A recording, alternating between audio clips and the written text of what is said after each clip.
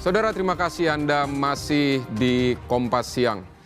Tim gabungan Polsek Medan Timur dan Polrestabes Medan masih menyelidiki kasus penemuan paket berisi jenazah bayi yang dikirim menggunakan ojek daring. Polisi telah memeriksa 3 saksi termasuk mendalami rekaman CCTV. Saudara, ini adalah rekaman CCTV yang merekam detik-detik sepasang pria dan perempuan yang diduga sebagai pemesan ojek daring untuk mengirimkan jenazah bayi ke seputaran pemakaman umum di Jalan Ampera, Medan. Polisi pun kini tengah mendalami rekaman CCTV ini untuk mengungkap kasus ini secara terang benderang. Kapolsek Medan Timur menyebut 3 saksi telah diperiksa. Polisi juga mendalami sejumlah rekaman CCTV, terkhusus yang memperlihatkan keberadaan pengiriman paket. Polisi memastikan penerima paket yang dikirim fiktif karena saat pengemudi ojek tiba di lokasi yang dituju, penerima paket tak bisa dihubungi. Kita sudah melakukan langkah-langkah.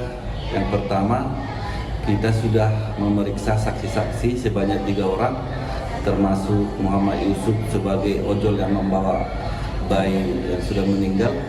Kemudian kita sudah melakukan cek TKP ke awal di mana dia menerima pesanan barang tersebut. Kemudian kita ada mengambil beberapa CCTV di tempat dan sudah melakukan identifikasi terhadap CCTV tersebut. Saat ini kasusnya masih dalam tahap penyelidikan. Nah, ini memang ada orangnya atau fiktif, Pak? Dari penerimaan barang tersebut bayi yang sudah meninggal, orangnya namanya ada tapi orang yang menerima tidak ada. Saudara, seorang pengemudi ojek daring dikejutkan dengan penemuan jenazah bayi dari paket yang hendak diantar. Jasad bayi itu dipaketkan melalui layanan ojek online. Jenazah bayi serta pengemudi ojol diperiksa di Polsek Medan Timur. Aplikasinya di kuburan ini. Yusuf, pengemudi ojek online atau ojol, terkejut saat membuka tas berisi bayi. Awalnya, sekitar jam 6 pagi, Yusuf menerima pesanan mengirimkan barang dari Jalan Bilal dekat rumah sakit Imelda. Setelah menerima barang, ia pun langsung menuju alamat pengantaran sesuai aplikasi. Sesampainya di lokasi tujuan dekat area permakaman, sang pengemudi ojol hendak memastikan barang yang dibawanya apakah benar pakaian dan makanan sesuai aplikasi. Saat itulah ia terkejut dan panik karena menemukan bayi yang tak bernyawa di dalam tas. Itu yang ngirim siapa? Atas nama siapa? Atas nama Rudi di aplikasi. Aplikasi ya. Terus yang ngasih ke abang barangnya itu Cowok apa cewek? sepasang, tapi yang ngasih cewek. Sepasangnya. Itu di mana posisinya, dia ada di mana? Deket SPBU Bilal Uju. Dia naik mobil atau di pinggir jalan? Pinggir jalan ya. Kalau di aplikasi baju sama makanan. Karena dihubungi nggak bisa, disuruh dititipkan di marbot masjid. Terus itu juga karena mau dititipkan, saya pasti barangnya apa, saya kan curiga. Saya pasti saya buka lah, di paling atas itu sajadah sholat. Saya angkat itu, kelihatan wajah bayi. Jenazah bayi dan pengemudi ojol dibawa ke Polsek Medan Timur untuk diperiksa dan ditindaklanjuti. Dedi Zulkifli Tarigan, Kompas TV Medan, Sumatera Utara.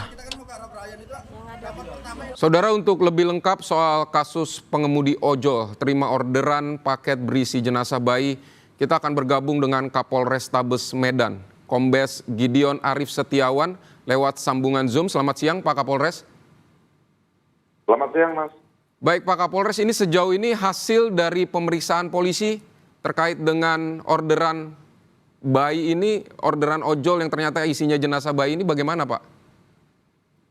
Baik, karena tadi juga sudah disampaikan sebelumnya tentang risalah atau kronologis penerimaan laporan polisi berkaitan dengan pengiriman bayi yang ditemukan dalam kondisi meninggal dunia melalui paket aplikasi online. Hasil penyelidikan kami kemudian mengarah pada 2 orang, seperti sebagaimana pemesan awal, meskipun namanya kita pastikan tidak sesuai dengan kondisi aslinya.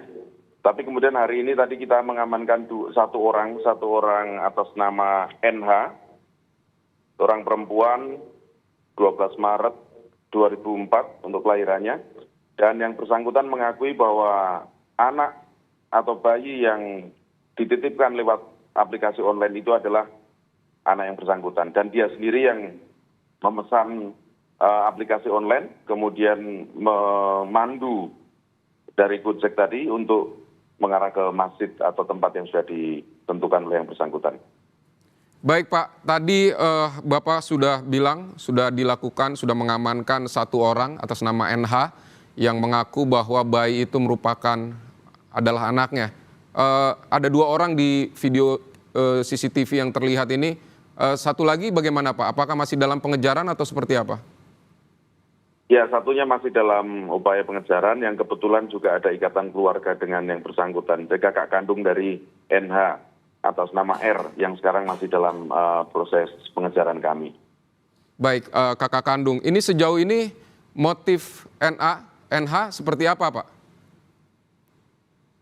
Jadi NH ini melahirkan sang bayi pada tanggal 3 Mei 2025 dalam kondisi sendiri. Melahirkan sendiri di sebuah tempat yang bernama Barak Tambunan, Sicanang, Belawan. Melahirkan seorang diri, kemudian merawat bayinya sendiri, dan kemudian karena kondisinya juga prematur, maka pada tanggal 7 Mei 2025 sekira pukul 23.00 sang bayi meninggal dunia.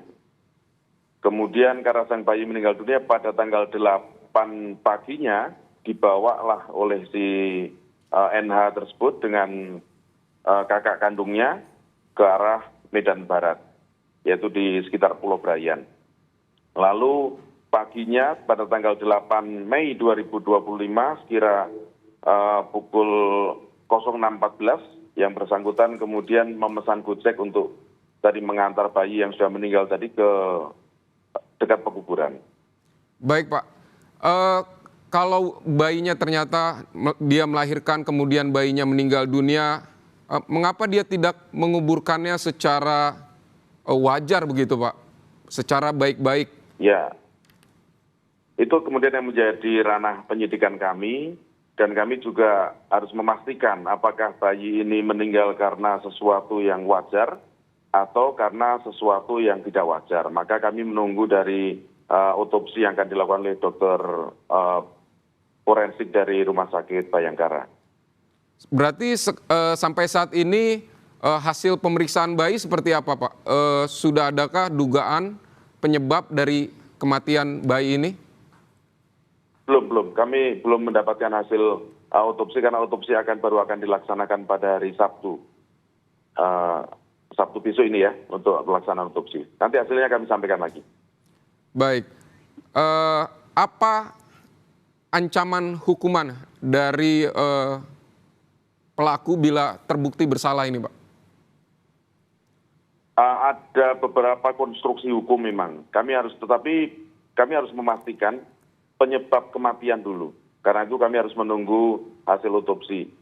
Kalau terjadi atau terdapat dugaan kekerasan yang mengakibatkan meninggalnya bayi, maka pasalnya menggunakan Undang-Undang Perlindungan Anak, pasal 80, yang tentu itu lebih berat. Paling tidak hukumannya 15 tahun. Tetapi kalau ada sebab lain yang mengakibatkan bayi meninggal dalam kondisi wajar, maka persangkaan pasalnya juga menjadi lain. Maka nanti kami akan pastikan, kami konstruksikan sesuai dengan fakta-fakta yang sudah dikumpulkan oleh penyidik. Baik, Pak Gideon, Kapolres Tabes Medan, terima kasih untuk keterangan Anda di Kompas siang hari ini.